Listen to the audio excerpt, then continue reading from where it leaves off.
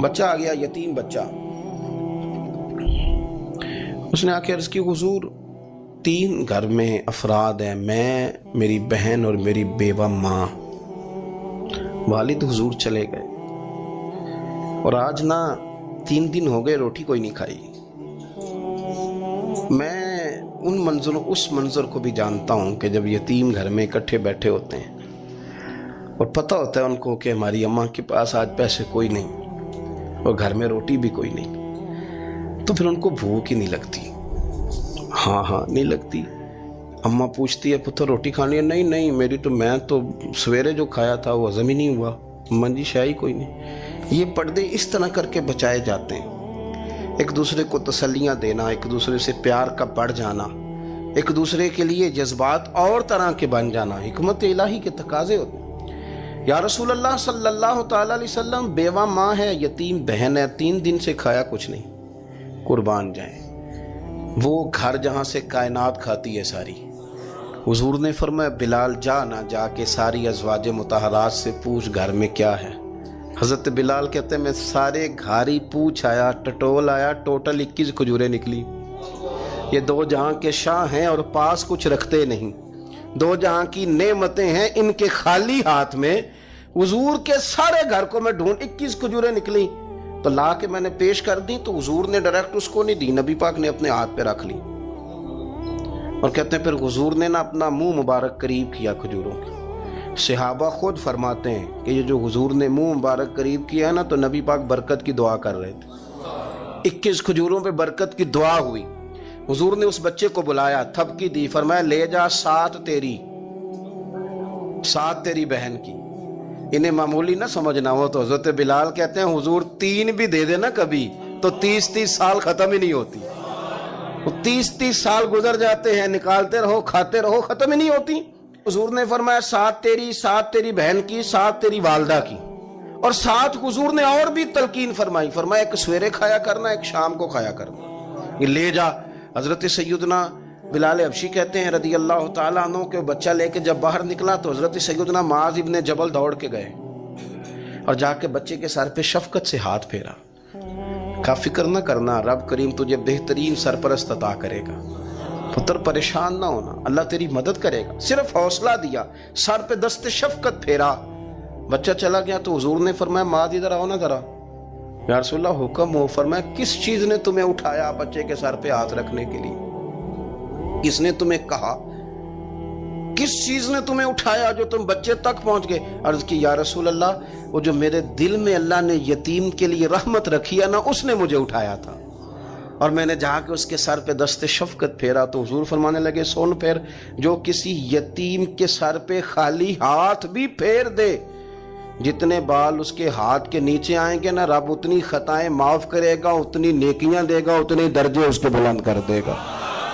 خالی دست شفقت ہی پھیر دے. دینا دلانا تو بعد کی بات ہے، اس کا خیال رکھنا. تو یہ جو ہمارے مدارس ہیں نا ان میں اکثر بچے غریب ہوتے ہیں، لیکن کچھ بچے تگڑے گھروں کے بھی ہوتے ہیں، مالدار گھروں کے بھی ہوتے ہیں. اس میں اگر کوئی ایسا بچہ آ بھی جاتا ہے نا جو یتیم ہے، کمزور ہے، تو وہ اپنے آپ کو محسوس نہیں کرتا کمزور، کیونکہ وہ یہ نہیں سمجھتا کہ میں یتیم خانے میں آیا ہوں. اس کے ذہن میں مائنڈ سیٹ یہ ہوتا ہے کہ میں مدرسے میں آیا ہوں اور میں پڑھنے کے لیے آیا ہوں. اور چونکہ وہ کچھ وزادار بچے، مالدار بچوں کے ساتھ وقت گزارتا ہے، اسی دسترخوان پہ بیٹھ کے کھاتا ہے، اسی کلاس میں سب کے ساتھ بیٹھ کے پڑھتا ہے، تو اس کی عزت نفس مجروح ہونے کی بجائے طاقت پکڑتی.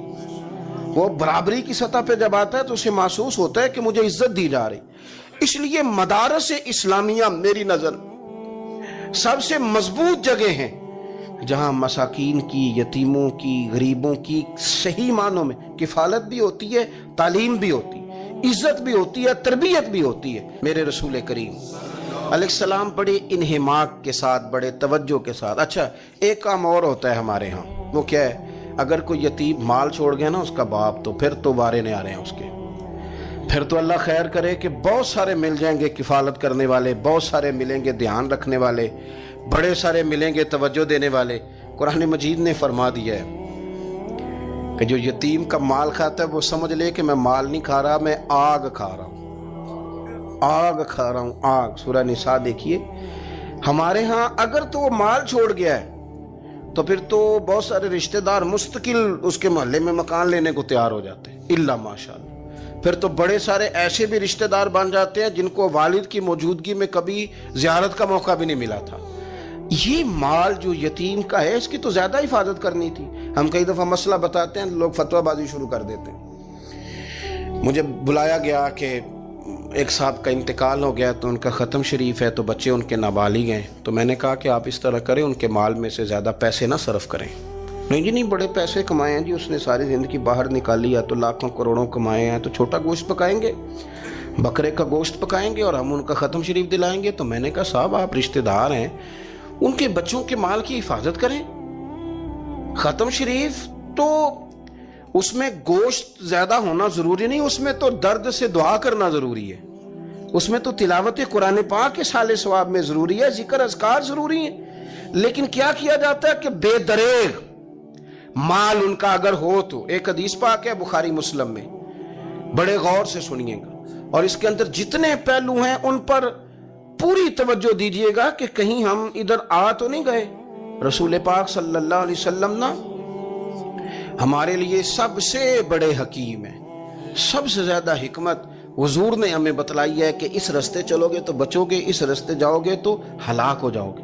نبی کریم علیہ السلام نے فرمایا، بخاری مسلم ہے، فرمایا 7 ہلاک کرنے والی چیزوں سے بچنا، اگر ان میں تم چلے گئے تو ہلاک ہو جاؤ گے۔ 7 چیزیں ہیں جو تمہیں ہلاک کر دیں، برباد ہو جاؤ گے، تباہ ہو جاؤ گے، ہلاکت کا سفر ہے یہ، 7 چیزوں سے بچو۔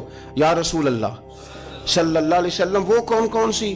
تو حضور نے فرمایا اللہ کے ساتھ شریک نہ کرنا، ہلاک ہو جاؤ گے۔ دوسرا نبی پاک صلی اللہ علیہ وسلم نے فرمایا جادو نہ کرنا، ہلاک ہو جاؤ گے، ہلاک۔ اور یار جسے حضور فرما رہے ہیں ہلاک ہو جائے وہ بچے گا؟ نبی پاک صلی اللہ علیہ وسلم نے تیسرے نمبر پر فرمایا جس شخص کے قتل کرنے کو اللہ نے حرام قرار دیا ہے اسے قتل نہ کرنا، ہلاک ہو جاؤ گے۔ چوتھے نمبر پر رسول پاک علیہ السلام نے فرمایا سود نہ کبھی بھی کھانا، ہلاک ہو جاؤ گے، ہلاک۔ بڑی بڑی دلیلیں دی بینک والوں نے، بڑا سمجھایا تو حاجی صاحب مان گئے، محترم مان گئے، کہنے لگے نہیں جی نہیں وہ کاروبار میں لگاتے ہیں۔ بڑے بھولے بالے ہیں ہم، پتہ سارا ہے۔ اور دیکھو سب کاموں کے باوجود مستقل بینکوں میں پیسے اس اکاؤنٹ میں رکھے ہوئے ہیں جہاں سے مستقل سود آتا ہے۔ حضور نے فرمایا نہ کرنا یہ کام۔ تو کہتا ہے میں سود پہ پیسے لے کے کاروبار چمکاؤں گا، تیرے نبی پاک نے تو فرمایا تو ہلاک ہو جائے گا۔ تو کہتا ہے میں میل لگاؤں گا، حضور نے تو فرمایا ہلاکت ہے۔ تو کہتا ہے میں بڑا کچھ کر جاؤں گا تو ہلاکت ہے۔ اچھی طرح سمجھ لیں، اصل مال بھی ضائع ہو جاتا ہے اس بندے کا جو سود کا مال ملا لیتا ہے، اصل برکت بھی اڑ جاتی۔ اور میرے نبی پاک صلی اللہ علیہ وسلم نے 5ویں نمبر پہ فرمایا یتیم کا مال نہ کھانا، ہلاک ہو جاؤ گے۔ نہ کھانا ان کا مال، یہ کروڑوں ہو، اربوں ہو یا 10 روپے ہو، یتیم کا پیسہ نہ کھا جانا، ہلاک ہو جاؤ گے، ہلاکت تمہیں آ لے گی۔ اور پھر 6 نمبر پر نبی پاک علیہ السلام نے فرمایا کفر سے جہاد ہو رہا ہو تو کبھی پیٹ پھیر کے بھاگنا نہ، ہلاک ہو جاؤ گے۔ اور 7ویں نمبر پر اللہ کے رسول نے فرمایا بے قصور اور بے گناہ عورت پر تہمت نہ لگانا، بلا وجہ بہو کے کھاتے نہ کچھ ڈال دینا، بلا وجہ بھابھی اور بیوی اور کسی بھی خاتون پر کوئی الزام بے قصور عورت پر بہتان نہ لگانا۔ مار مار کے ایک شخص نے بحال کر دیا بیوی کو اور بعد میں پتا چلا کہ جی مجھے شاک ہے تویز کراتی ہے۔ کیا آپ کی سوچ ہے؟ مسلمان اللہ کو ماننے والا اور اس باتوں پر الزام لگائے گا تویز کرا کے لاتی؟ بے قصور عورت پر بہتان، یہ ایک تو بات ہے اسے مارنا، اور ایک یہ ہے کہ کوئی تکلیف دینا، اور ایک خالی اتنی بات کی کہ بہتان بھی نہ لگانا، اس پر الزام نہ لگانا، یعنی تم نے صرف بے قصور عورت پر الزام ہی لگایا تو حضور فرماتے ہیں ہلاک ہو جاؤ گے۔ یہ ہلاکت والا کام ہے، لیکن ہم بغیر سوچے سمجھے کہہ دیتے ہیں اس نے کہا ہے، اس نے کیا ہے، یہ کرتی ہے، یہ کام نہیں کریں۔ یہ 7 وہ چیزیں ہیں جو ہلاک کر دیں گی۔ نبی پاک صلی اللہ تعالیٰ علیہ وآلہ وسلم فرماتے ہیں میں نا جنت کا دروازہ کھولوں گا تو ایک عورت کو نا میں سبقت لے جاتے ہوئے دیکھوں گا، یعنی وہ جلدی سے جنت میں داخل ہو رہی۔ یا بعض شارحین کہتے ہیں کہ حضور داخل ہوتے ہی سب سے پہلے اس کا چہرہ دیکھیں گے، حضور فرمائیں گے تو پہلے ہی آ گئی، بی بی جنت میں، حضور نے دروازہ کھولا تو جلدی سے نظر آئی، تو پہلے آ گئی۔ سب نے لکھا ہے کہ اس عورت کی شان یہ ہے کہ سب سے پہلے جنت میں گئی۔ میں نے حدیث پڑھی تو میں نے نیچے حاشیے میں لکھا، میں نے کہا میرا خیال یہ ہے کہ اس کی زیادہ شان یہ ہے کہ جنت میں اس کی سب سے پہلی ملاقات مدینے والے محبوب سے ہو گئی۔ یہ دیکھو کتنی بڑی شان۔ حضور فرمانے لگے تو کیسے پہلے آ گئی، کون ہے تو وہ کہنے لگی حضور میں بیوہ ہوں، میرے بچے یتیم تھے، میں نے ان کی خاطر نہ بیٹھی رہی، میں نے نکاح نہیں کیا، میں نے ان یتیموں کی پرورش کی، بیوہ بن کے زندگی گزار دی، ان یتیموں کے لیے بیٹھی رہی۔ اس کو جائز ہے، یہ کر سکتی تھی، لیکن اس نے سوچا کہ میں ان کی نگہبانی یتیموں کے لیے بیٹھی رہی۔ آج شان یہ ہے کہ مدینے والے کے لیے جب دروازہ کھلا ہے تو اس بی بی کو بھی رب کریم نے فوراً ہی جنت عطا فرما دی۔ یہ سب سے پہلے گئی۔ میں نے دیکھی ہیں ایسی عورتیں 23 سال میں بیوہ ہوئی پر عمر بچوں کے نام کر دی۔ اسے پتہ تھا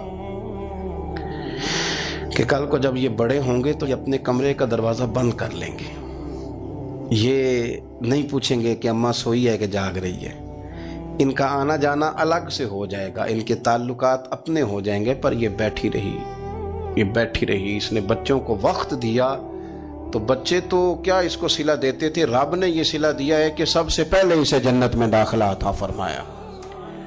ابو داؤد شریف میں مسند امام احمد بن حنبل میں حدیث ہے، نبی پاک صلی اللہ علیہ وسلم کے چچا زاد تھے حضرت جعفر طیار، مولا علی شیر خدا کے بھائی تھے، جنگ موتا میں شہید ہو گئے۔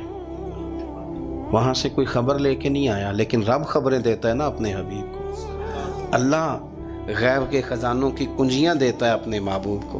نبی کریم صلی اللہ تعالی علیہ وسلم نا ان کے گھر گئے، ان کی زوجہ کا نام اسماء بنت امیس تھا۔ حضور نے فرمایا اسماء میرے بھتیجوں کو میرے پاس لاؤ، محمد بن جعفر اور عبداللہ بن جعفر رضی اللہ تعالیٰ عنہ۔ بچے قریب آئے، حضور کو پتہ ہے ان کے والد شہید ہو گئے۔ نبی پاک نے اپنی ناک مبارک ان کے رخساروں پہ رکھے، پھر حضور نے ان کا ماتھا چوما، پھر نبی پاک صلی اللہ علیہ وسلم نے سینے سے لگایا، فرمایا حجام کو بلاؤ نا ذرا، ان کے بال تراشے کتنی بڑے ہو گئے، حجامت ہونے والی۔ حضور پیار کر رہے تھے، آنکھوں میں آنسو تھے، تو جناب اسماء قریب آئیں، کہنے لگے حضور میرے شوہر کی کوئی خبر آ گئی ہے؟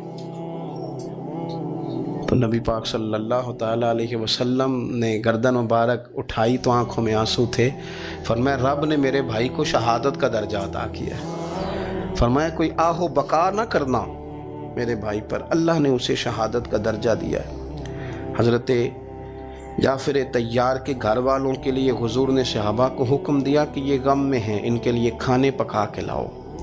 پھر نبی پاک ان بچوں سے پیار کرنے لگے، فرمانے لگے یہ جو ہے نا محمد بن جعفر یہ اپنے دادا جناب ابو طالب سے ملتا جلتا ہے، اور یہ جو عبداللہ بن جعفر ہے یہ تو سارا میرے ساتھ ملتا جلتا ہے۔ نبی پاک صلی اللہ علیہ وسلم پیار کرتے، باتیں کرتے، حضرت اسماء رونے لگیں۔ یہ ابو داؤد شریف میں مسند امام احمد بن حنبل میں چمکتے جملے۔ عرض کرنے لگی حضور میرے بچوں کا کیا بنے گا، کون کفالت کرے گا؟ قربان جائیں رسول پاک صلی اللہ علیہ وسلم کے کیا جملے، یتیموں کے لیے حضور کا نوازنے کا کیا انداز ہے۔ فرمایا اسماء تو فکر نہ کر، انا ولیہم فی الدنیا والآخرہ، فرمایا میں دنیا میں بھی ان کا وارث بنوں گا، قیامت کے دن بھی ان کا وارث بنوں گا۔ تو صرف دنیا کی بات کرتی ہے کہ نظام معیشت کا کیسے چلے گا، اور میرا وعدہ یہ ہے کہ دنیا میں بھی ان کی سرپرستی کروں گا، آخرت میں بھی سرپرستی کروں، آخرت میں بھی میں ان کا خیال رکھوں گا۔ آپ غور تو فرمائیں، توجہ تو کریں کہ اس قدر زیادہ حضور کا انہماک اس طبقے کے ساتھ ہمیں اپنے دائیں بائیں عزیزوں میں، رشتہ داروں میں، دوستوں میں، علاقہ میں، پڑوسیوں میں، محلے داروں میں دیکھنا چاہیے۔ یہ بچے بیچارے میں نے دیکھا ہے، ان کے بگڑنے میں اصل بات یہ ہوتی ہے کہ کوئی مخلص ہو کے سرپرست نہیں بنتا۔ آگے بڑھیں، اپنی اپنی خدمات پیش کریں، اور جس طرح ہمارا بچہ بگڑ جائے تو ہم اس کے لیے پوری کوشش کرتے ہیں، جدوجہد کرتے ہیں، حالات، واقعات، پس منظر، پیش منظر کا جائزہ لیتے ہیں کہ کون سے اسباب اختیار کیے جائیں تو یہ ٹھیک ہو سکتا ہے۔ وہ ساری چیزیں ان کے لیے بھی ہمیں اختیار کرنی چاہیے۔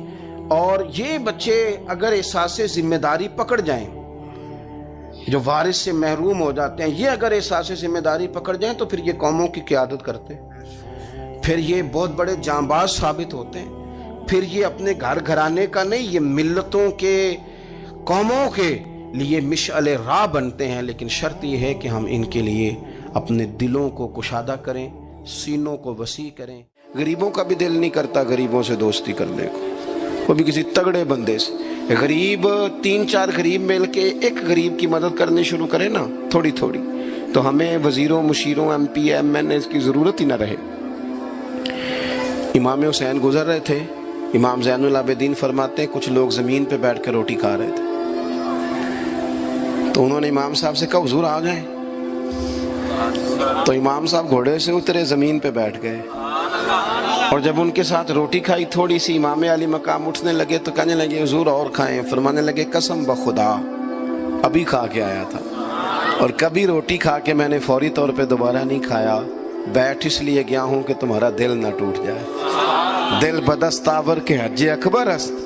عزیز دوستو، غریب پروری، بہادری، اور سب سے بڑی بات یہ کہ قناعت پسندی، تھوڑے پہ گزارا۔ یہ جو ہم روز دکھ سناتے ہیں نا اپنے بیٹوں کے، بیٹیوں کے، پریشانیاں، آزمائیاں ہم نے طاری کر لی ہیں۔ میں اکثر کہتا ہوں کسی کی بیٹی اتنا کام نہیں کرتی اس کے ہاتھوں پہ چھالے پڑ جائیں، لیکن حضور کی بیٹی کرتی ہے، محبوب کی شہزادی یہ کام کرتی ہے کہ ہاتھوں پہ چھالے پڑ جائیں۔ نبی پاک صلی اللہ تعالی علیہ وسلم کی شہزادی یہ کام کرتی تھی، ڈیوٹی کرتی تھی ذمہ داری سے۔ اور کنز العمال میں وہ چمکتے دمکتے لفظ حدیث کے موجود ہیں کہ اونٹ کے بالوں کی بنی ہوئی چادر اوڑھ کے سیدہ فاطمہ چکی پیس رہی، محبوب نے دیکھا، آنکھوں میں آنسو بھی آئے۔ پتہ فرمایا کیا؟ فرمایا فاطمہ بیٹا دنیا میں تھوڑی سی تکلیف برداشت کر، آخرت کی ساری عزتیں اللہ تجھے ہی عطا فرمائے گا۔ اپنے گھروں کے اندر یہ خوبصورت ماحول لائیں۔ اور پھر سب سے بڑی بات یہ تھی کہ ان کا جو رشتہ تھا نا مصلی کے ساتھ۔ سبحان اللہ۔ یہ اذان کس کی ہے؟ اذان ایک کا ہی جواب دینا ضروری ہوتا ہے جی، زیادہ اذانیں ہو رہی ہیں نا تو ایک کا ہی جواب دیا جاتا ہے، آپ توجہ کریں میری بات پر۔ عزیز دوستو، نبی پاک صلی اللہ علیہ وسلم بڑی تگڑی ہے۔ او جناب وہ آج کل جو ہمارے نقیبے محفل ہوتے ہیں نا، وہ تو کوئی صلی اللہ علیہ وسلم، ہمارے جو محفل کے اسٹیج سیکٹری ہوتے ہیں وہ تو کوئی 3-4 منٹ لگاتے ہیں جنت میں بھیجنے میں، پر نعت خواں تو 1.5 منٹ ہی لگاتا ہے۔ اندر تسی جلسہ کراؤ تو جنت تہاڈی۔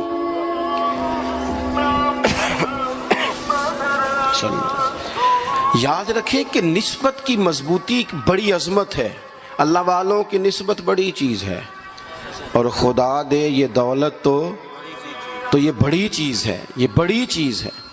یاد رکھ لے میرے عزیز کہ جب آپ کا رشتہ اگر نسبت تگڑی ہے تو عبادت کرنے سے تو اور تگڑی ہو جائے گی، مصلی پہ بیٹھنے سے تو اور مضبوط ہو جائے گی۔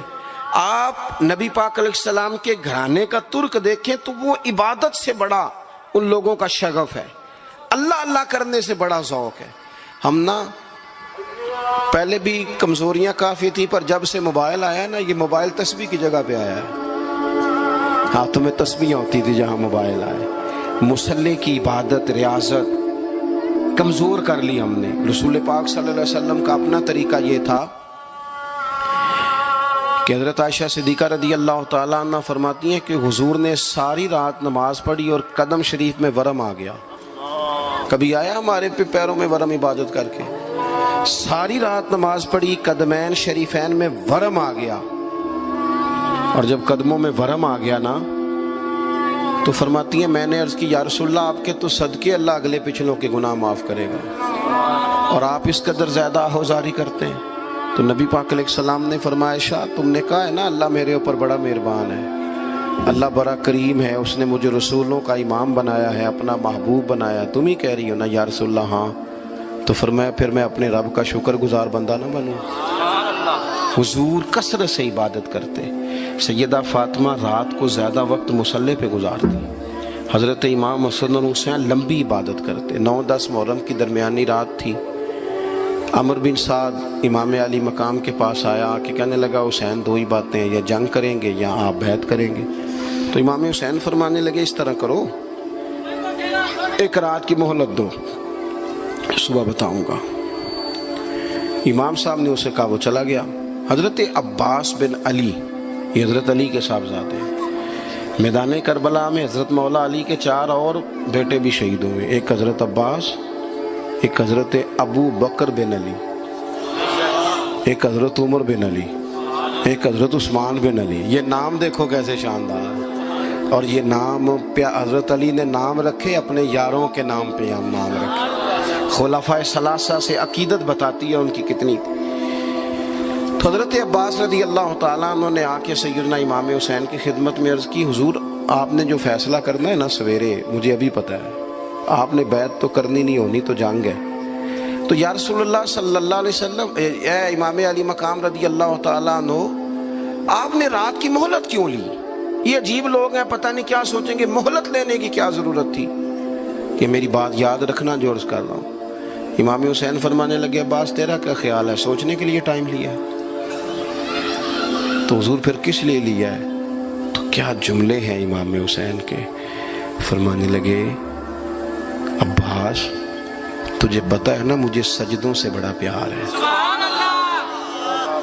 سجدوں سے پیار ہے، دعاؤں سے پیار ہے، عبادت سے پیار ہے۔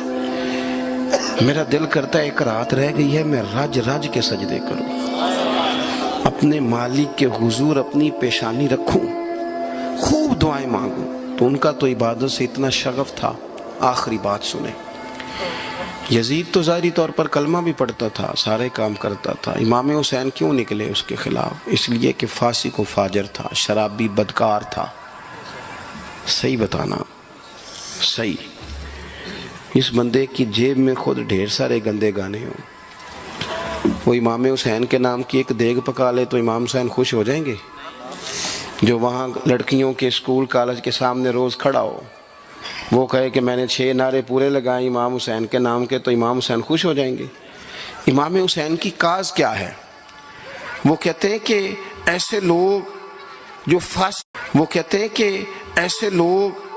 جو فاسق و فاجر ہوں، اعلانیہ گناہ کرنے والے، وہ کبھی بھی عنان حکومت پہ آنے نہیں چاہیے۔ اور اگر ہم سپورٹر ووٹر ان لوگوں کے ہوں، ہم انہی لوگوں کے سپورٹر ووٹر ہوں جو ظالم ہیں، فاسق و فاجر ہیں، اور ہم بات کریں امام حسین کی، ہم سے نہ رقم ہوں گے قصید یزید کے، ہم لوگ تو حسین کے سیرت نگار ہیں۔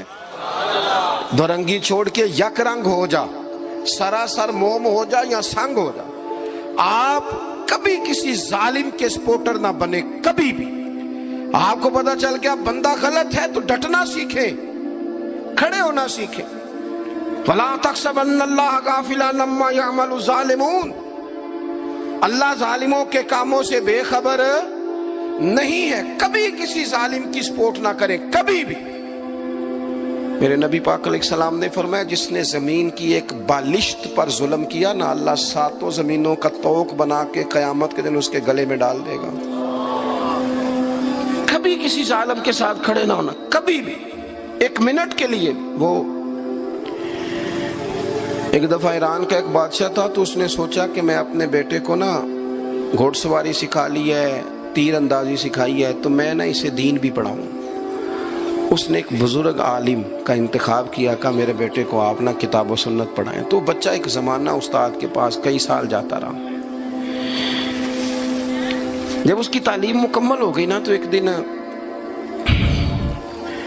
فارغ ہو گیا، جس طرح ہمارے ہاں چلیں آمین ہوتی ہے یا دستار ہوتی ہے، بچے کی تکمیل ہو گئی۔ ایک دن ویسے ہی استاد صاحب نے گھر بلایا، کہا پتر میرے پاس آؤ۔ بچہ چلا گیا تو استاد صاحب نے اندر سے کنڈی لگا لی اور بچے کو کافی سارے تھپڑ مارے، کھینچا، زد و کوب کیا، مارا۔ بچے نے گھر آ کے والد کو شکایت لگائی تو والد کہنے لگے، پتر تیرے استاد عالم فاضل بندے ہیں، ایسے بلا وجہ مارا، میری سمجھ میں نہیں آتا۔ ماں کو کہا تو اماں کہنے لگی، پتر تیرا باپ کہتا تو ٹھیک ہے، چلو حالات بدل گئے، زمانہ بیت گیا، وہ بادشاہ فوت ہو گیا، یہ بیٹا تخت پہ بیٹھا۔ اب وہ درد نہیں جاتا تھا اندر سے کہ استاد نے زیادتی کی میرے ساتھ۔ اس نے پہلا حکم یہ جاری کیا کہ میرے استاد کو بلاؤ۔ استاد بڑے بوڑھے ہو گئے تھے، ضعیف تھے، چھڑی پہ جھکے ہوئے، 2 بندے لے کے آئے، استاد جی کو کھڑا کیا، استقبال کیا، کرسی بھی دی۔ کہنے لگا، استاد جی ناراض نہ ہونا، میں بے اختیار تھا، آپ سے پوچھ نہیں سکا، آج میں نے پوچھنے کے لیے بلایا ہے، میرا قصور کیا تھا؟ استاد صاحب نے یوں آنکھیں کھولی، کہنے لگے پتر یہ جو آج دن آیا نا اسی دن کے لیے مارا تھا، یہ جو آج دن آیا ہے نا اسی دن کے لیے تیری پٹائی کی تھی۔ کہا استاد جی کیوں؟ کہنے لگے پتر کتنے کو سال ہو گئے مار کھائی کو؟ کہا کو 13-14 سال ہو گئے، بھولی تو نہیں نا زیادتی؟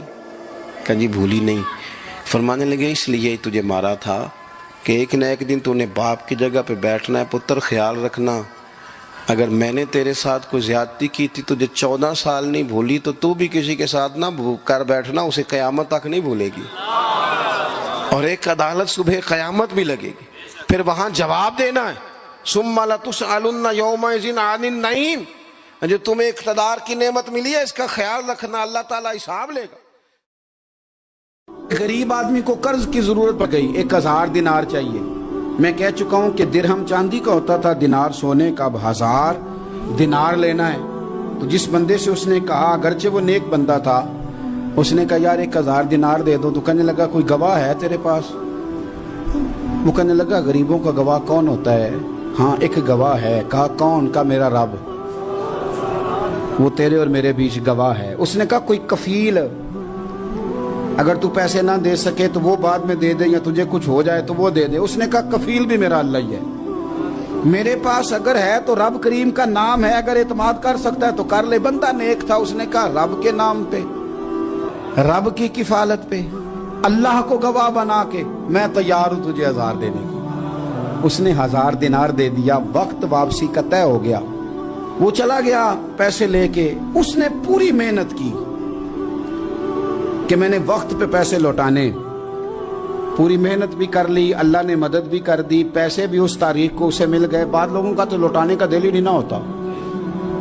فرمایا حدیث پاک میں کہ تو لوٹانے کا ارادہ کر، رب تیری مدد بھی فرمائے گا۔ لیکن یہاں بہت سارے لوگ کہتے ہیں خیر ہے، ارادہ ہی نہیں، تو پھر جس طرح کا بندے کا گمان ہو رب بھی اسی طرح کا معاملہ فرماتا ہے۔ اس نے پیسے جمع بھی کر لیے اور واپس دینے کو تیار بھی ہو گیا، لیکن رستہ بحری جہاز کا تھا، کشتی کا تھا، دریا کے رستے واپس آنا تھا۔ اب وہ جب آ گیا دریا کے کنارے تو بڑی کوشش کی، پر وہاں اسے کوئی کشتی نہیں ملی۔ وقت پہ پیسے لوٹانے ہیں، سفر کرنا ہے، اب سواری میسر نہیں ہے۔ سوچ سوچ کے پریشان تھا کہ میں نے تو اللہ کے نام پہ لیے۔ اچانک دل میں ایک تجویز آئی، اس نے ایک لکڑی لی، لکڑی کو اندر سے کھولا، 1000 دینار اس میں بھرا، بخاری پڑھ رہا ہوں، اور ساتھ ایک خط بھی لکھا کہ یار میں پیسے پہنچانا چاہتا تھا پر مجھے کوئی چیز نہیں ملی دریا کے اس پار آنے، اللہ کے نام پر تیری طرف روانہ کر رہا ہوں۔ اور یہ کہہ کہ وہ لکڑی دریا میں رکھ دی، وہ لکڑی ڈوب گئی ہے، واپس آ گیا۔ وہ جس نے پیسے لینے تھے وہ عین مقررہ وقت پر دریا کنارے آیا۔ صبح سے سر شام تک اس نے انتظار کیا، دل ڈھلنے لگا تو دل میں خیال آ گیا کہ یار نہیں، اس نے دینے ہی نہیں، جھوٹا وعدہ کر گیا، پہنچا ہی نہیں وقت پہ۔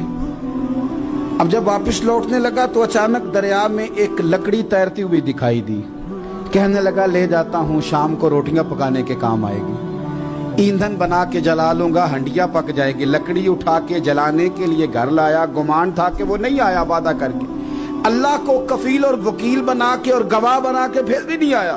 لکڑی لے کے گھر گیا، بخاری ہے، اور جب اس کو چیرا نہ کہ میں اس کی آگ جلاؤں گا، کھولا تو اندر سے 1000 دینار بھی نکل آیا، خط بھی نکل آیا۔ اب ذرا سمجھنا، اس کے دل میں بات کس نے ڈالی کہ تو لکڑی میں پیسے ڈال دے؟ اللہ نے۔ اس بندے کو مقررہ وقت پہ کنارے بھیجا کس نے؟ لکڑی صرف اسی کے ہاتھ آئی تو یہ بندوبست کیا کس نے؟ اللہ نے۔ گھر جا کے چیری تو پیسے بحفاظت اس تک پہنچائے کس نے؟ تو پھر ہمیں بھی توجہ اللہ کی جانب ہی کرنی چاہیے، ہمارے پہ دل کی توجہ رب کی طرف ہی ہونی چاہیے نا، ہمیں ادھر ادھر جانے کی، دیکھنے کی، بندوں پر غور کرنے کی ضرورت کیا ہے؟ وہ پیسے پہنچ گئے، یہ وہاں اپنی جگہ پہ پریشان تھا، اس نے 1000 دینار اور جمع کیا۔ پھر دوبارہ ایک دن دریا کنارے آیا، کشتی مل گئی، بیٹھ کے اپنے اس بھائی کے پاس آیا، کہنے لگا دیکھنا مجھ پر بدگمان نہ ہونا، پیسے اس تاریخ کو بھی جمع کر لیے تھے، دریا پہ آیا تھا پر کشتی نہیں ملی تھی، پھر میں نے نا لکڑی میں ڈال کے خط ڈال کے تیری طرف بھیج بھی دیے تھے، لیکن آج میں پھر لے کے آ گیا ہوں۔ وہ کہنے لگا خوش ہو جا، जिस रब को तूने मेरा और अपना गवाह बनाया था उस रब ने मेरे तक पहुंचा भी दिए हैं। जब लोग अल्लाह को गवाह बनाते हैं, रब की जानिब अपनी तवज्जो करते हैं, अपनी चाहतों, ख्वाहिशात और अपनी सारी चिट्ठियां अपने रब करीम की रहमत की तरफ रवाना करते हैं, फिर अल्लाह अपने बंदों को मायूस नहीं करता, अल्लाह अपने बंदों को नवाज देता है। अब्दुर्रहमान इब्ने औफ कहते हैं, मेरा एक दिन दिल किया था कि ये दौलतें चली जाएं, मैं गरीब हो जाऊं। हालांकि अमीरों का कभी गरीब होने को दिल मेरा किया था कि किस तरह। फरमाने लगे, एक गरीब सहाबी हजरत साद अंसारी नबी करीम की बारगाह में मिलने के लिए आए। उन्होंने जब नबी पाक के सामने हाथ किए ना मिलाने के लिए, कुर्बान जाएं, उन्होंने हाथ पीछे करना चाहा पर मेरे नबी ने उनका हाथ थाम लिया। हुजूर ने जोर से पकड़ लिया। उन्होंने एक दफा चाहा, फिर असल में आप समझे नहीं ना मैं क्या कह गया, यानी हुजूर ने हाथ थाम लिया, यानी नबी करीम ने उनका अपने दस्ते मुबारक से हाथ पकड़ लिया। सहाबी खामोश हो गए। हुजूर ने फिर उनका हाथ खोला और मैं ये क्या है, तो वो रो पड़े, अर्ज करने लगे, हुजूर बच्चे ज्यादा हैं, मजदूर आदमी, फावड़े के साथ, कुदाल के साथ, कई के साथ काम करते, या रसूलल्लाह ये ना छाले पड़ गए मेरे हाथों पे। हजरत अब्दुर्रहमान इब्ने औफ कहते हैं, कायनात ने, धरती ने वो नजारा भी देखा कि जिस रसूल के कदम चूमने के लिए जिब्रील झुके, उस महबूब ने मजदूर का हाथ चूमना शुरू कर दिया। फरमाते हैं, गरीबी को वो इज्जत मिली कि मेरा भी दिल करता था गरीब हो जाऊं, दिल करता था।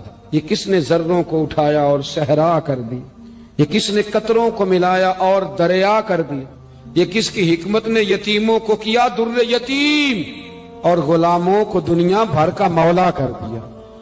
हम ना असल में इज्जत नहीं दे पाए। हमने वो जो स्टेटस का फर्क रखा हुआ है ना, उसने तबाही कर दी। मजेदार रोटी वैसे कौन खाता है? जो रोज छोटा गोश्त खाता है। कौन मजेदार खाना कौन खाता है? जो तिक्के खाता है रोज। मैं बताता हूं, मजेदार रोटी वो मजदूर खाता है जो काम पे जाते हुए ना सवेरे 2 रोटियों में अचार रख के साथ लेके जाता है। मैं जिम्मेदारी से कह रहा हूं, कभी देख लेना उसे खाते। हाँ, कभी देखना, मदरसे में मजदूर लगे हुए तो मैं देखता था, 2 रोटियां सवेरे। वो तो नखरा करता है भाई। लोग कहते हैं ये मुझे बंद है, ये मुझे खुला है, इसमें नमक ज्यादा है, इसमें, क्योंकि वो अमीर आदमी है। जो 50,000 रुपया रोज का कमाता है वो तो पैसे दे ही नहीं सकता, वो तो सीधे बैंक में जाते हैं, बैंक से निकल जाते हैं। वो तो 600 रुपया दिहाड़ी कमाता है ना, 600, वो 3 दफा हाथ झाड़ता है, 3 दफा बिस्मिल्लाह पढ़ता है। हाँ, वो ये 50,000 वाले को कहां बिस्मिल्लाह याद रहती है। तो आए बैंक में और गए बैंक से। मजदूर सवेरे 2 रोटियां बांध के लाता है, दोपहर तक वो अचार जो रखा होता है वो भी आधा पौने को लग जाता है, लेकिन वो थोड़ी सी छांव देखता है। एसी वाले कमरे में इतना चस्का नहीं रोटी खाने का, लेकिन वो थोड़ी सी छांव देखता है, उसके नीचे जाता है, फिर अपने हाथ धोता है, फिर पानी भरता है प्याले में, और फिर जब वो बिस्मिल्लाह शरीफ पढ़ के खाता है, कभी उसकी आंखें देखो, कभी उसका कभी निजाम देखो, और फिर जब वो रोटियां खा के आसमान की तरफ देखता है तो लगता है कायनात का सबसे बेहतरीन खाना खाया है और बेहतरीन शुक्रिया भी अदा कर रहा है। मैं आपको सही कह रहा हूं, नबी पाक सल्लल्लाहु अलैहि वसल्लम की हदीस है, हुजूर ने फरमाया, दुनिया का बेहतरीन खाना वो है जो इंसान मेहनत की मजदूरी से खाता है। बेहतरीन रोटी है वो, बेहतरीन। नबी पाक ने गरीबी को इज्जत दी। नबी करीम का इनकलाब ये है कि, और हुजूर ने ना एक और बात भी ज़हन में रखी, नबी पाक सल्लल्लाहु अलैहि वसल्लम ने लोगों को बताया कि गुनाह होता है। कैमरे लगाने से गुनाह नहीं खत्म होते, कैमरे लगाने से गुनाह नहीं खत्म होते, चौकियां बनाने से नहीं खत्म होते। गुनाह तब खत्म होते हैं जब एहसास पैदा हो जाए कि ये चीज गलत। मेरे माशरे में गाली को लोग गुनाह ही नहीं समझते, बिल्कुल, ये तो कोई जुर्म ही नहीं। हालांकि हुजूर सल्लल्लाहु अलैहि वसल्लम ने फरमाया, मोमिन को गाली देना एलानिया फिस्क है। जो किसी मोमिन को गाली देता है वो एलानिया अल्लाह की नाफरमानी का, ये कोई गुनाह ही नहीं। अब 2, 3, 5 लतीफे झूठे सुना जाना, ये गुनाह ही कोई नहीं। और नबी पाक ने फरमाया, मोमिन बुज़दिल हो सकता है, कंजूस हो सकता है, पर मेरा मोमिन झूठ नहीं बोलता। आप समझे बात? हमारे यहां ये मेयार बन गया कि हमने गुनाह को गुनाह नहीं समझा। नबी करीम ने ना इनकलाब ये बर्पा किया कि दिलों के अंदर से ना मैल कुचैल निकाल के एहसास पैदा कर दिया कि गुनाह गुनाह होता है। एहसास جب آپ کو احساس پیدا ہو جائے نا کہ مجھ سے، آپ یقین کریں مطلب موٹر سائیکل والے کو پجارو والا جب ٹکر مار دیتا ہے نا تو وہ گر جاتا ہے، تو وہ چونکہ پجاروں میں بیٹھے ہوتا ہے تو وہ الماری کھول کے یا شیشہ نیچے کر کے تو وہ اس کو کہتا ہے کہ اٹھ جا، کیا ہو گیا، مطلب تو دھیان سے نہیں چل رہا، موٹر سائیکل والوں نے تو خرید لی ہے یہ روڈ، کیونکہ وہ پجاروں پہ ہے، لہذا وہ غلطی بھی کرے تو پھر بھی وہ تسلیم کرنے کو تیار ہے، ایسے نہ ہو تو عقل بھی تو نہیں نہ ہوتی، جدے کر دانے او دے کملے بھی سیانے۔ نبی کریم صلی اللہ تعالی علیہ وسلم نے انقلاب برپا کیا کہ احساس پیدا کیا، غلطی کا احساس۔ میرے دوستو، انسان کو اللہ تبارک و تعالیٰ نے کچھ چیزوں کی فطرت عطا کی ہے، وہ کہیں اپنے آپ کو تکلیف میں محسوس کرتا ہے تو کہیں اپنے آپ کو آسانی میں محسوس کرتا ہے۔ بڑا پڑھا لکھا، سمجھدار، مالدار، وزادار آدمی ہونا، لیکن اس کے کپڑے میلے کچیلے ہوں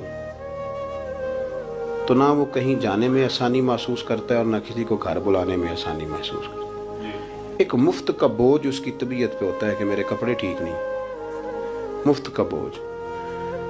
لیکن بندہ بالکل ان پڑھ ہو، سادہ ہو، گھر ٹوٹا ہوا ہو، لیکن اس کے کپڑے ٹھیک ہوں، اٹھنا بیٹھنا، ابھی نہا کے آیا ہو، استری والے کپڑے پہنے ہو، تو کہیں بیٹھتے ہوئے ذرا ہچکچاہٹ نہیں محسوس کرتا۔ آپ خود جب اپنے وہ کپڑے اتار لیتے ہیں نا، ان کو مٹی لگی ہوئی تھی، کہیں گرد لگ گئی تھی، تو خود بھی اپنے آپ کو آسانی میں محسوس کرتے ہیں، ورنہ نا وہ ساری محفل میں سب سے زیادہ توجہ اسی بات پہ رہتی ہے کہ میرا بٹن ٹوٹا ہوا ہے، اور وہ جینے نہیں دیتا کہ بٹن جو ٹوٹ گیا ہے، تو بار بار بندے کا خیال ہوتا ہے کہ کدے تک نہ لائے کوئی۔ یہ نفسیاتی مسئلہ ہے، اس کو سمجھیں۔ انسان فطرت کے ہاتھوں بعض اوقات مجبور ہوتا ہے۔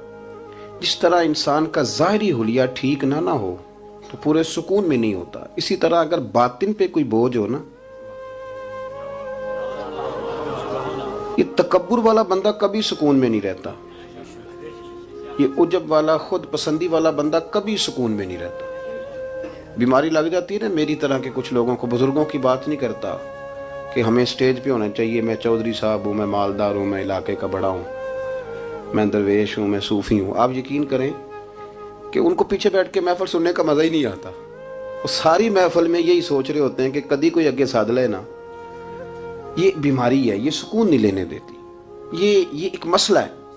خود پسندی، حسد، عجب، کبر، یہ مسائل ہیں۔ آپ جو مرضی کر لیں یہ آپ کو سکون نہیں لینے دیں گے۔ کسی بندے کا یہ ذہن بن جائے نا کہ میں جانا جاؤں، میں پہچانا جاؤں، تو آپ یقین کریں کہ وہ منتیں کرتا ہے کہ یار کوئی مہربانی کرو، میرا بھی ذکر کرو کہیں۔ شیخ سعدی رحمۃ اللہ علیہ فرمایا کرتے تھے کہ لکڑی کو گھن اتنی تیزی سے نہیں کھاتی جتنی بڑے لوگوں کو خوشامد تیزی سے کھا جاتا ہے۔ ان کا بس نہیں چلتا، ورنہ 2 بندے رکھ لیں 8 گھنٹے کی ڈیوٹی پہ کہ میری تعریفیں کیا کرو، بس نہیں چلتا۔ یہ باطن کے جو میل کچیل ہے نا، میرے رسول کریم کا کمال یہ ہے کہ حضور نے نظر کرم سے سارے ہی دور فرما دیے، اور محبوب کے اپنوں نے جب نبی پاک سے دلیل مانگی نا کہ آپ اللہ کے نبی ہیں تو اس کی دلیل کیا ہے، اپنوں نے دلیل مانگی، قریش نے۔ اپنوں کو منوانا ذرا مشکل ہوتا ہے نا، بھئی اللہ کا قانون ہے، اس نے چراغ کے بالکل نیچے اندھیرا بنا دیا ہے، اس کا قانون ہے، کیا کیا جائے، نہیں مانتے۔ اپنوں کو منوانا، قریبیوں کو، انہوں نے جب، میرے ایک دوست نے مجھ سے کہا کہ ایک نہیں سمجھ آئی کہ جب کوہ صفا پہ حضور نے کہا تھا کہ میں اگر تمہیں کہوں کہ اس طرف دشمن کھڑا ہے تو سارے کہہ رہے تھے ہم آپ کی بات مانیں گے، تو میں نے کہا وہ سرکار کو ماننے کی بات تھی، یہاں بھی بہت سارے لوگ ہیں وہ کہتے ہیں حضرت صاحب آپ کی عزت بڑی کرتے ہیں پر چپ کر جائیں، سیاست کا نام نہ لینا۔ میری بات کی سمجھ آ رہی؟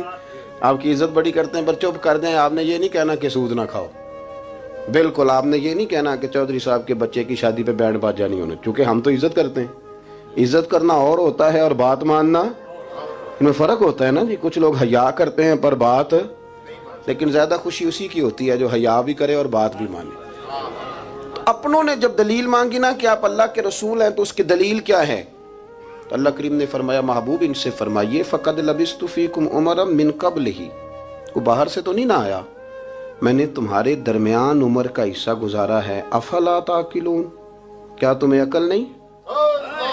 میری طرح کا کوئی سچا ہے تو دکھاؤ، کوئی صادق اور امین ہے تو دکھاؤ۔ تمہارے بیچ نبی کریم کا نا اٹھنا بیٹھنا چلنا پھرنا یہ اس طرح کا تھا کہ کوئی چیز کسی پر بوجھ نہیں بنتی تھی، بلکہ جو دیکھتا جاتا تھا مدینے والے کا غلام بنتا جاتا تھا۔ ہم نا آپ یقین کریں کہ اگر نکل آئے نا، آ جائیں سادگی پہ، سادی زندگی بڑی آسان ہوتی ہے، بڑی آسان۔ یہ جو بچے 4,500 روپیہ لگا کے بال کھڑے کراتے ہیں نا سر پہ، یہ پھر پریشان بھی رہتے ہیں کہ اتنے پیسے لگا دیے، دیکھا کسی نے بھی نہیں۔ اور جو بزرگ ابھی آیا نا، اس نے گھاس کاٹی ہے، بھینسوں کو چارہ ڈالا ہے، کپڑے بس اس نے جلدی سے پہن لیے، صحیح استری، اس کو کوئی فکر نہیں، کوئی دیکھے تب بھی ٹھیک ہے، نہ دیکھے تب۔ نبی پاک صلی اللہ علیہ وسلم نے انسان کو کہا کہ اندر کا بوجھ اتار دے، ورنہ تیرے لیے جینا مشکل ہو جائے گا۔ یہ اتار دے اندر کے سارے بوجھ، یہ جھوٹ کا بوجھ، یہ عداوت کا بوجھ، یہ حسد کا بوجھ۔ اعلیٰ حضرت بریلوی رحمۃ اللہ علیہ ملفوظات شریف میں فرماتے ہیں کہ حسد کرنے والا سامنے والے بندے پہ اعتراض نہیں کرتا، بلکہ حسد کرنے والا اللہ کی تقسیم پہ اعتراض کرتا ہے۔ وہ کہتے ہیں اسے کو دیا ہے، مجھے دینا چاہیے تھا۔ بحث کرتے ہیں لوگ، اپنے گھر بیٹھ کے دلائل جمع کرتے ہیں۔ کبھی کسی شخص کے بارے میں آپ ذرا قرآن مجید پڑھیں اور میرے رسول کریم صلی اللہ تعالی وسلم کی احادیث کا مطالعہ کریں۔ قرآن تو حضرت موسیٰ کی شان بھی بیان کرتا ہے، حضرت یوسف کے تذکرے نہیں بیان کرتا قرآن، جناب عیسیٰ روح اللہ کی عظمت قرآن بیان نہیں کرتا۔ اعلیٰ حضرت بریلوی رحمۃ اللہ علیہ کے سامنے کسی نے شعر پڑھا کہ شان یوسف جو دبی تو وہ بھی اسی در پہ دبی، تو اعلیٰ حضرت فرمانے لگے تمہیں غلطی لگ گئی ہے، میرے نبی کسی کو دبانے نہیں آئے۔ تو بندے بڑے حضرت ہوتے ہیں نا جی، اعتراض تو پڑا ہے، ابھی باٹتے پہ ہے، تو کہنے لگا جی شعر پہ اعتراض کرنا آسان ہے پر شعر کہنا مشکل ہے، تو فرمانے لگے چلو کہہ بھی دیتے ہیں۔ اس نے کہا دی اب کہیے، تو فرمانے لگے شعر یوں کہو کہ شان یوسف جو بڑی وہ بھی اسی در سے بڑی، شان یوسف جو بڑی تو وہ بھی اسی۔ عزت دینے سے آپ کوئی کمزور ہو جائیں گے؟ کوئی نقصان ہو جائے گا کسی کو عزت دینے سے؟ کیا فرق پڑتا ہے؟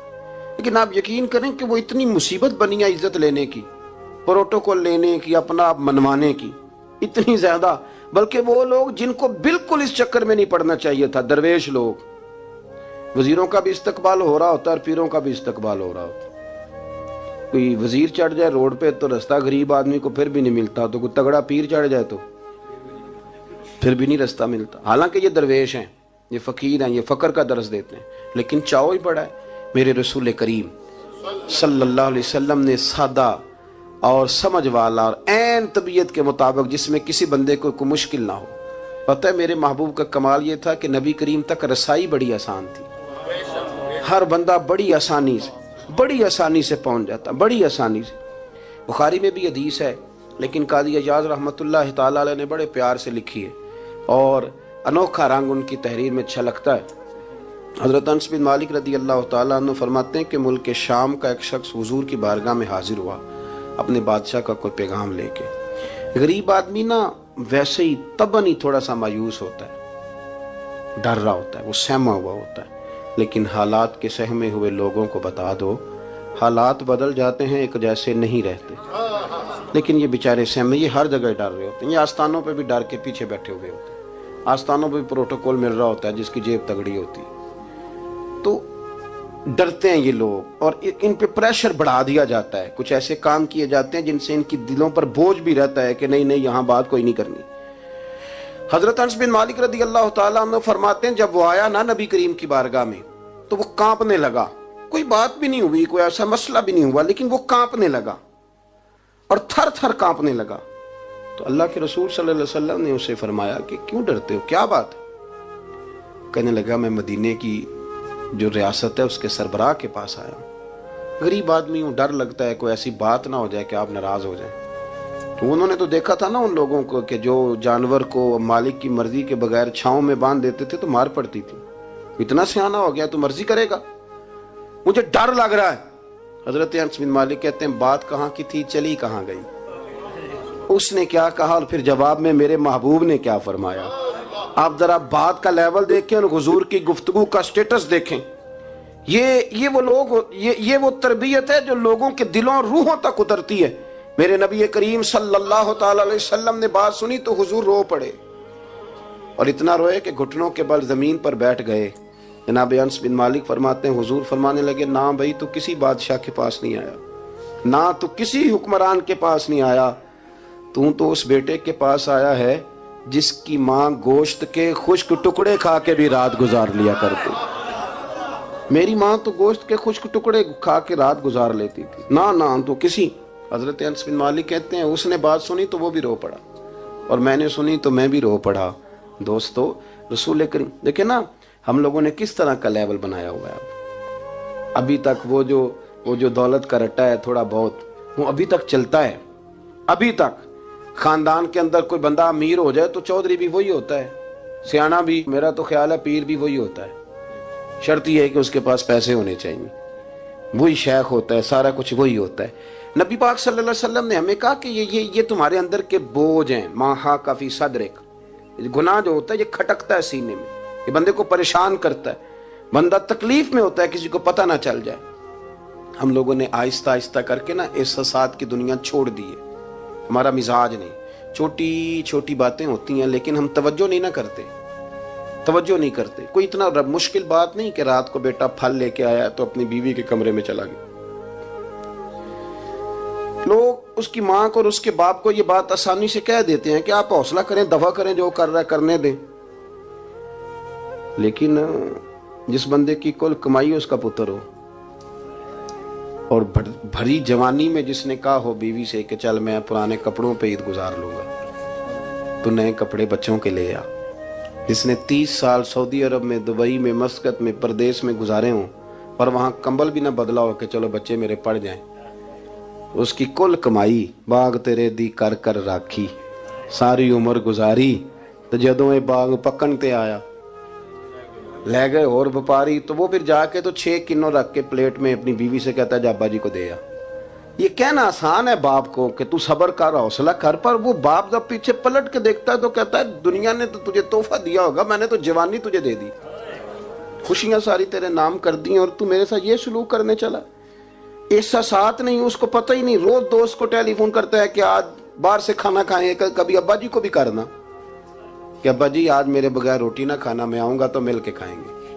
کبھی کہے اماں کو کہ اماں مجھے بڑے بڑے ریسٹورنٹ میں وہ مزہ نہیں آیا کہ تیرے ہاتھ کے چاولوں کی روٹی میں مزہ آیا, آج پکا نا.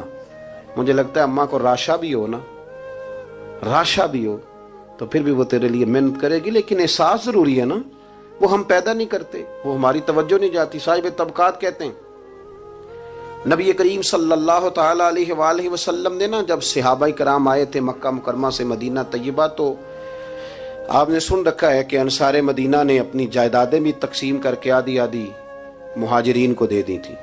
تو ان میں ایک حضرت ام ایمن بھی تھی, نبی کریم کی رضائی والدہ ہیں.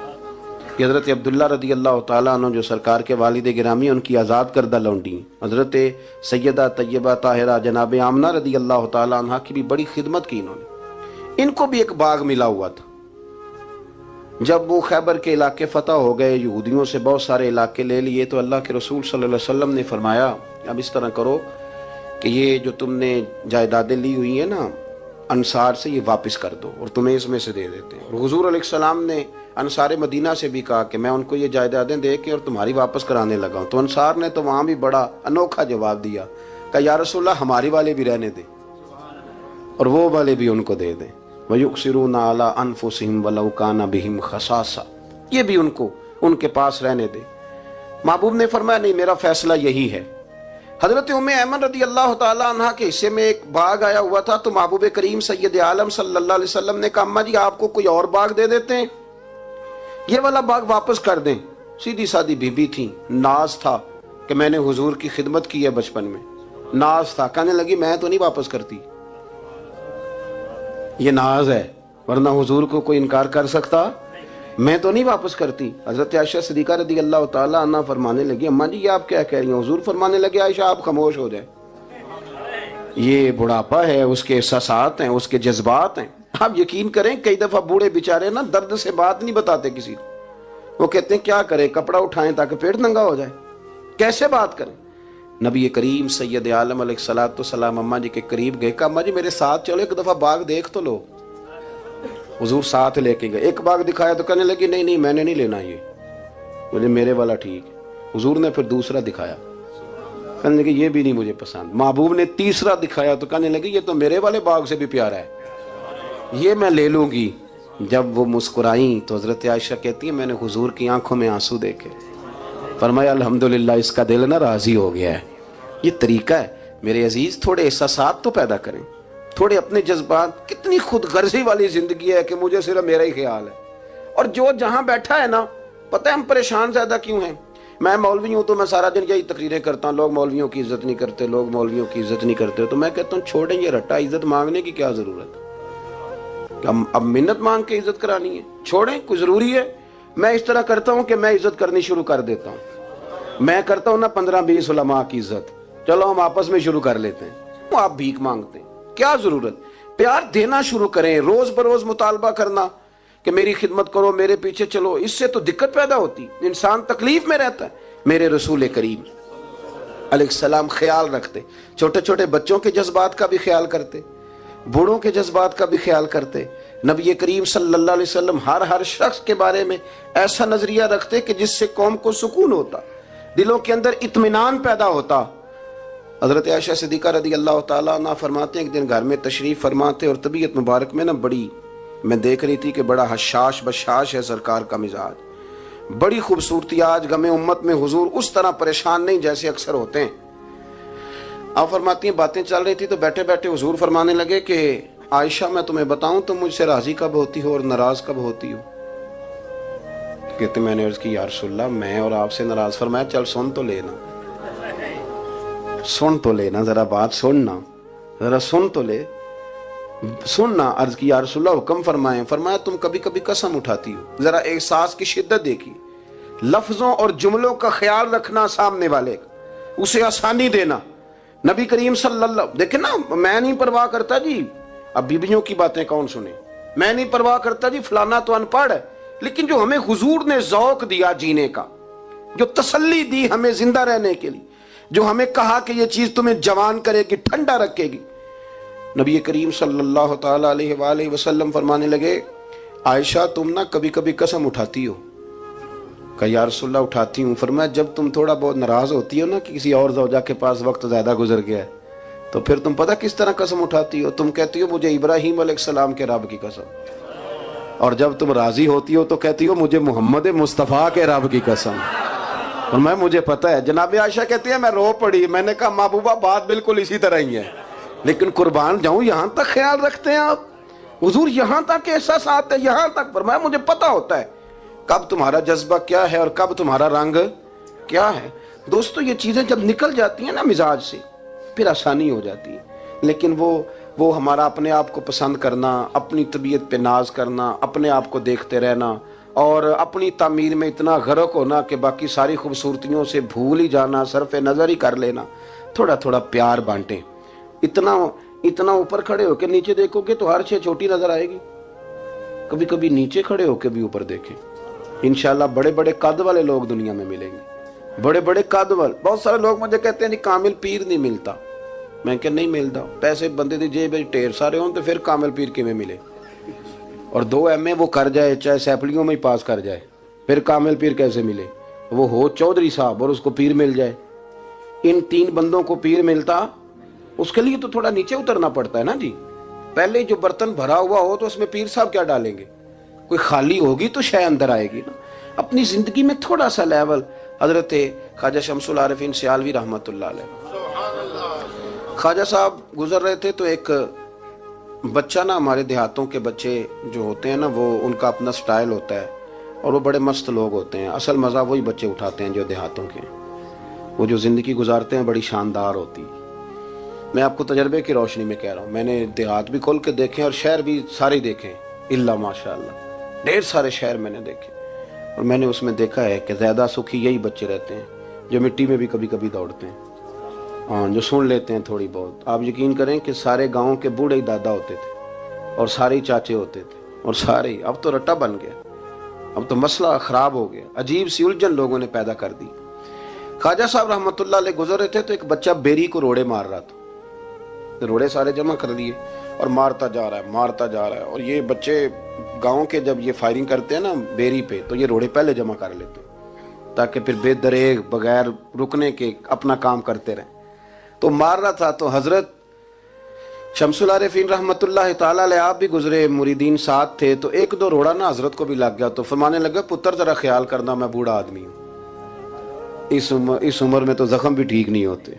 उसने बच्चे ने पलट के देखा तो वो तो जानता था ना कि चाय से केतली ज्यादा गर्म होती है, मुरीद मारेंगे। उसने दौड़ लगा दी, भागा और सरपट दौड़ा, और जब वो तेजी के साथ दौड़ा ना, तेजी के साथ, अल्लाह अकबर, तो ख्वाजा साहब ने भी मुरीदों से कहा इसको पकड़ के लाओ। पकड़ के लाए तो ख्वाजा साहब फरमाने लगे दौड़ते हो क्यों? कहने लगा जी दो हरफी बात है, आप मारेंगे, आपके मुरीद मारेंगे, रोड़ा जो लग गया। क्या अंदाज है बुजुर्गों का, प्यार बांटने का।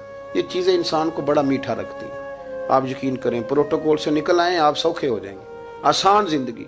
ख्वाजा साहब रहमतुल्लाह ताला अलैह फरमाने लगे वैसे तू कर क्या रहा था? कहने लगा मैं रोड़े मार रहा था बेरी को। तो फरमाया बेरी तुझे जवाब में क्या देती है? कहने लगा जी वो तो फल देती है। तो आप फरमाने लगे तू शमसुल आरिफीन को बेरी से भी क्या गुजरा समझता है? आप उतर मेरे सीने से लग, और जो फल मैं तुझे दूंगा ना पहले कभी ना किसी ने दिया होगा। थोड़ा लेवल तो नहीं देखे ना, हमारे बच्चे बड़ी आसानी से कह देते हैं मेरे गांव के लोग जाहिल हैं जी सारे। तो मैं कहता हूं जाहिल को जाहिल कह के जान छुड़ाना तो आसान काम है, ये तो आसान काम है, पर जाहिल को पकड़ के आलिम बना देना ये मदीने वाले रसूल का तरीका है।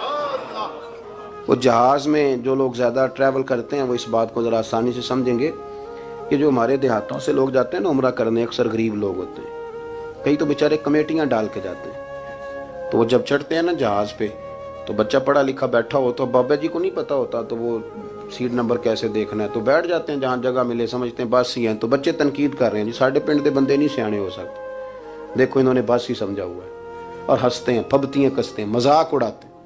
तो मैं कहता हूँ यार तू अगर पढ़ा लिखा होता ना तो तू दरवाजे पे जाके बाबा जी का हाथ थामता, फिर तो सीट नंबर दे के उन्हें बिठाता, हाथों पे सीट बेल्ट बांधता, फिर पानी की बोतल देता, और फिर कहता हुजूर बुजुर्गों मैं फलानी जगह बैठा हूँ, मेरी जरूरत पड़ी तो दोबारा भी आवाज दे लेना। पढ़े ना बुखारी मुस्लिम। हजरत अनस बिन मालिक रदी अल्लाह तआला अन्हु फरमाते नजरानी चादर हुजूर ने ओढ़ी हुई थी, और नबी करीम सल्लल्लाहु अलैहि वसल्लम जा रहे हैं, जनाब फारूक आजम भी साथ हैं। तो कहते हैं पीछे से एक शख्स ने ना हुजूर की वो चादर, उसमें सुर्ख धारीदार तारे थी, तो पकड़ के ना उसने चादर हुजूर की खींची, तो वो जो चादर थी वो हुजूर के गले में फिर गई। फरमाते मैं वो तकलीफ महसूस कर रहा था, तो वो खींच के ना चादर, तो कहने लगा मैं कुछ मांगने आया हूं। तो दरवाजा जोर से खटखटाए उसे भीग देते हो, तो दौड़ जा, दरवाजा तोड़ेगा। लेकिन हदीस के लफ्ज़ हैं फल्तफत इलैहि फदाहिक। हजरत अनस बिन मालिक कहते हैं जब मुस्तफ़ा करीम ने उसकी तरफ देखा तो हुजूर ने मुस्कुराना शुरू कर दिया।